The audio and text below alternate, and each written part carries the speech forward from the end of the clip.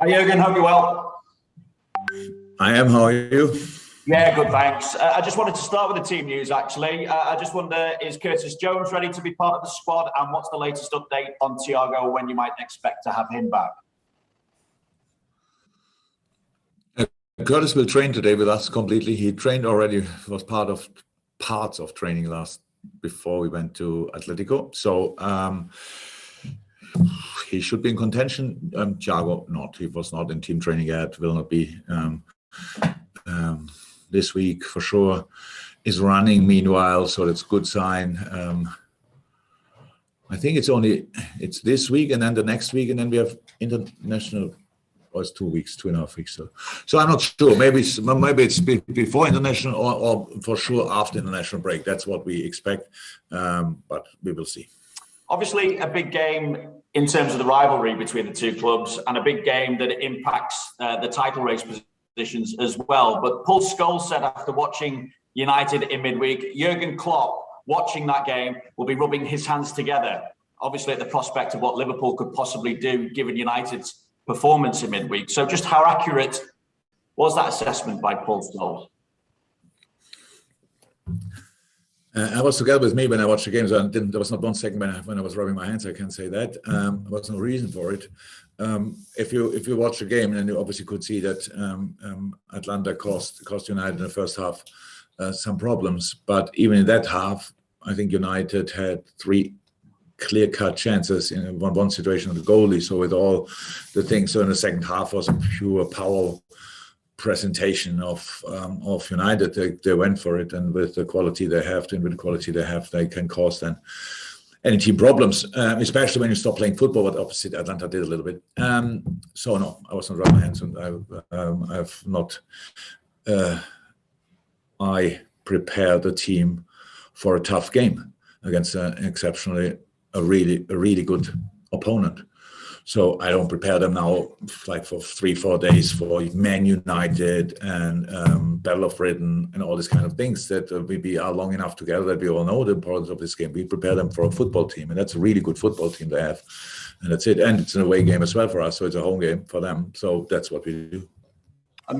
Finally, for me, Jurgen, obviously you've spoken before about wanting to be part of big games like this. It's one of the reasons for being in the position that you are. But Mikel Arteta spoke about the treatment of Steve Bruce this week, and he says that the treatment of Steve Bruce is putting potential managers off. What do you think? Sorry, which treatment? The treatment in terms of criticism, abuse from certain sections as well that Steve Bruce has suffered. Steve Bruce spoke pretty openly about the impact that it's had on himself and his family this week, and Mikel was reacting to that and saying that it's that kind of treatment that puts potential managers off coming into the game, or even players staying in the game once they've finished their playing career. So social media or yeah, social, a mix of it all, social media, I suppose, criticism from the media as well. Don't read it, don't watch it. So, and especially not in average or bad periods. I think that's the best advice you can give to every manager in the world. So I'm really sorry for Steve if that happened. And he obviously, when he responded to it, then he obviously got aware of it. So I think that's one of the most important skills in modern football for a manager is either way not to let criticism to get too close to you, or just ignore it. That's what I do, by the way. And so far in my career, I never felt it maybe like Brucey felt it now. I don't know, but that's a situation, and the world is like this. Everybody can say what they want. That's fine for me because I don't read it. But if you read it, then it might hurt. So that's possible. That's the part of communication or social media, communication via social media, I don't understand. So there are always 2 parts. You read it, you say it, and that's obviously possible. And they say bad things out there, not only about managers, about the world, about all big decision makers on this planet and stuff like this. And then you need somebody who reads it. If you don't read it, it cannot harm you. So that would be my advice for young managers, and then you can do the job pretty long and pretty well. Thank you, Vinny. We go to Hugh for 2 from Premier League Productions, and then to Juliet from the BBC. Hi, Jurgen. Alison had something interesting to say after the Atleti game about the fact that you said just what they wanted or they needed to hear at half-time in that game. I don't know if it's an English obsession about rousing speeches at half-time, but it seems to me that they're kind of old-fashioned. Do you place a great value in what you say at half-time and how you say it? Yeah. I have not the biggest influence on my team, obviously, during the game, because it's very loud. The statement, it was in the Wanda Metropolitano. It was very loud. Pep Linders was constantly talking to me, and I understood pretty much like 10%, and we were next to each other. So you are not that influential during a game. It's more visual. Oh, the boss doesn't look happy or whatever. So yes, I think it's very important that we say the right stuff in the right moment before the game, in halftime, and if you can reach out to them then during the game as well. But that's my job, obviously, to analyze the things in the right way, and to tell the boys how we can keep going, or what we have to improve, or how we can use the information we got in the first half. That's the job. One of the reasons I ask that is because you might have a very different first half Manchester United to a second half Manchester United based on what we've been able to see from them recently. So is one of the messages to your team this Sunday, be aware of their ability, certainly their recent ability, to resurrect themselves from a difficult position? Yeah, no.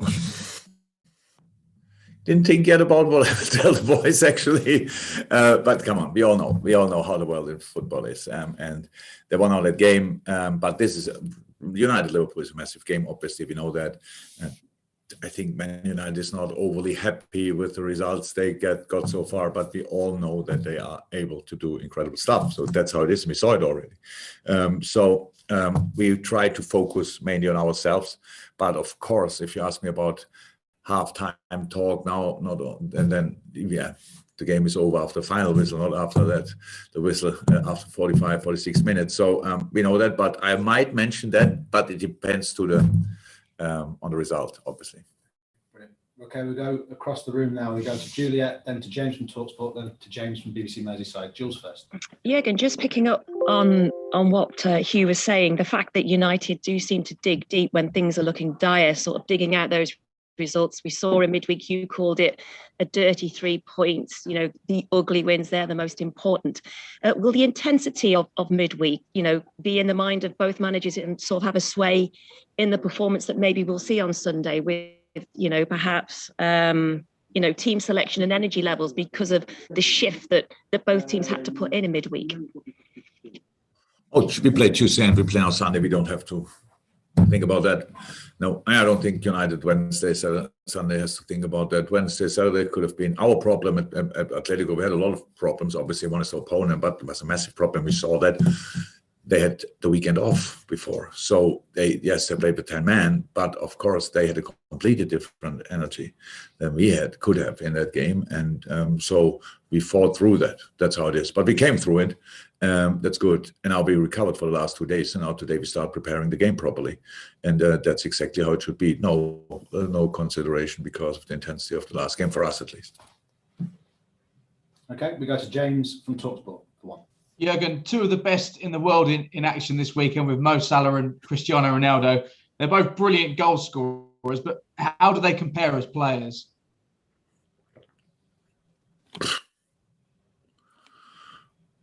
I never thought about that. Why should we compare Cristiano Ronaldo and Mo Salah? So obviously both are world-class players. So that's how it is. And I would say even when Ronaldo's left foot is not that bad, but I would say most left foot is probably better. Maybe then Cristiano is in the air slightly better, and the right foot is probably better. So, but speed-wise, they are both pretty quick, very desperate to score goals. So maybe that's it. But I really never thought properly about that, and not too interested in it. Sorry. Okay, fantastic. With James from the BBC Merseyside, and then we will finish with Per from TV2 Norway. This section, I should say. James. Hi, Jurgen. You've got 30 goals in your last 9 league and cup outings, home and away. I just wonder, when you're scoring so many goals, what does that do for the confidence, not just the strikers, but for how the whole team plays?